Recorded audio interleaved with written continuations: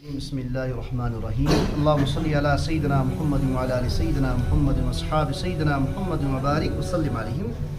السلام علیکم ورحمۃ اللہ وبرکاتہ۔ عزیزان ملت، آج سیرت پاک صلی اللہ علیہ وسلم کا سبق نمبر 209 ہے۔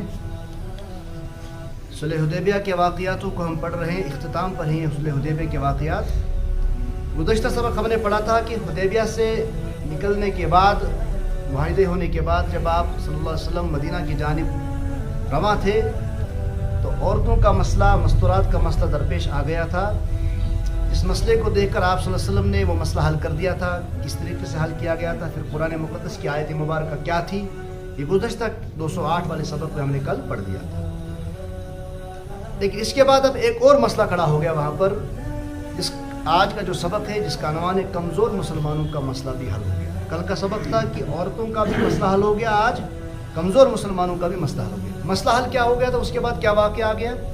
نبی اکرم صلی اللہ علیہ وسلم جو ہی مدینہ پہنچے، مدینہ منورہ پہنچے، تو مکہ کے ایک مظلوم مسلمان جن کا نام تھا حضرت ابو بصیر رضی اللہ تعالیٰ عنہ، جن کو مشرکین مکہ نے جکڑ کے رکھا ہوا تھا، لیکن کسی بھی طریقے سے وہ بھاگ گئے۔ معاہدہ کیا تھا؟ جو مدینہ پہنچے گا اس کو واپس کرنا ہے۔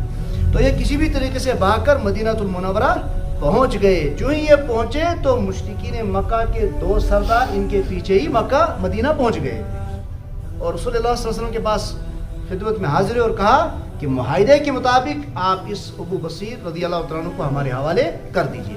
بہرحال معاہدہ ہو چکا تھا، بڑی سخت آزمائش تھی، تو رسول اللہ صلی اللہ علیہ وسلم نے وعدے کے مطابق ابو بصیر رضی اللہ عنہ کو مشرکین مکہ کے سرداروں کے حوالے کر دیا اور واپس کر دیا۔ بہرحال اب یہ جب واپس آ رہے تھے 2 سردار لے کر، ان کو صحابی کو لے کر جو مکہ سے بھاگے ہوئے تھے، مدینہ آ گئے تھے۔ ذوالحلیفہ پہنچ کر یہ دونوں کھجور کھا رہے تھے۔ کون؟ 2 سردار بیٹھے تھے، آرام کر رہے تھے، کھجور کھا رہے تھے۔ تو حضرت ابو بصیر رضی اللہ عنہ نے فرمایا، او فلاں، تیری تلوار بڑی پیاری ہے، بہت اچھی ہے، بڑی تیزدار ہے۔ یہ لوگ امس میں تلوار بارسوں واریاہ تعریف کرن، یعنی کہ امس تو پھوس کھانا، اس کو گھمنڈ چڑھانے لگا کہ تیری تلوار بڑی زبردست ہے، تو نے کتنے مار کے اس سے کیے ہوں گے۔ یہ لوگ اتھے کے لیے صاحب کہت کرنا کس سے امس سردار سے، مشرک سردار سے۔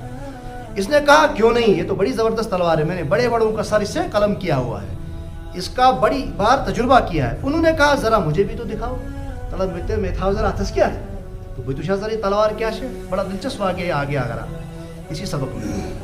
تو بہرحال اس شخص نے، سردار نے وہ تلوار اٹھا کر اس کے ہاتھ میں دے دی۔ جو ہی ابو بصیر رضی اللہ تعالیٰ عنہ کے ہاتھ میں تلوار آ گئی تو انہوں نے تلوار کے ایک وار سے اس کی گردن اڑا دی، اور جو دوسرا تھا وہ اس جذبے کو دیکھ کر، اس جوش کو دیکھ کر بھاگ گیا۔ اور بھاگا کس طرف؟ مدینہ کی جانب، مکہ کی جانب نہیں، مدینہ کی جانب بھاگ گیا۔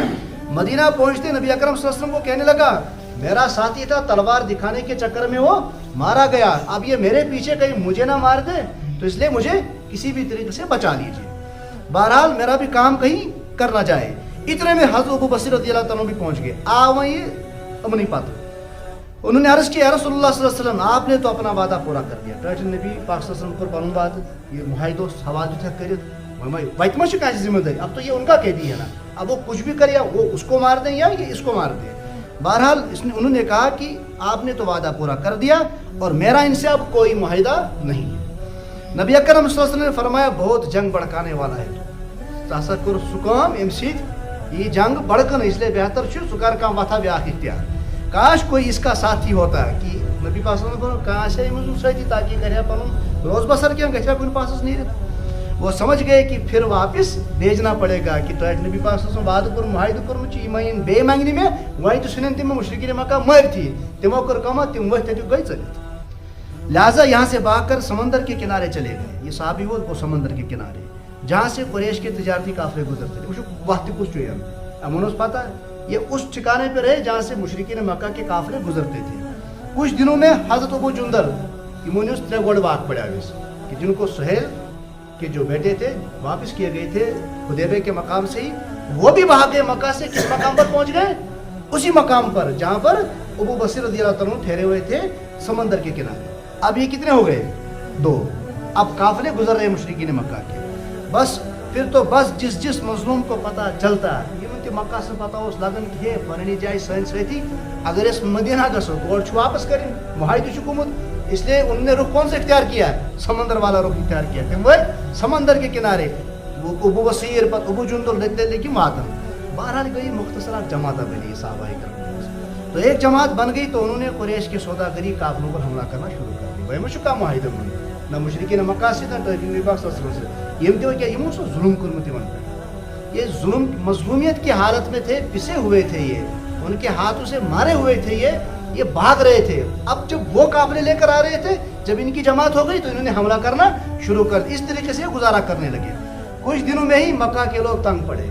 वही मक्के के लोगों पता लो कि ये तो सालन गसन छिन मदीना के हैं, मदीना वाले माहिद ये छुप जाते हैं समंदर के किनारे रहकर, फिर हम पर ये छुप कर हमला करते हैं। इन्होंने क्या किया, इन्होंने मदीना मुनव्वरा कासिद भेजा और रसूलुल्लाह सल्लल्लाहु अलैहि वसल्लम प्राय तक रिश्तेदारी वास्ता खुदा का वास्ता देकर, रिश्तेदारी का वास्ता देकर दरखास्त की कि लोगों को आप अपने पास मदीना बुला लो। कुछ मुशरिकीन पान आई क्या फैसले है कैसा करो तो यमन यमन नहीं तो मदीना पान वापस ऐसा जरूरत क्या है, ऐसा में वापस कैसे, तो ताकि ये किसी माहिदे के मातहत हो जाए, ताकि कम से कम का माहिदे तो रहे आज़ाद बिल्कुल, ये तो घूम फिर रहे हैं, इस तरीके से हमें मार देंगे।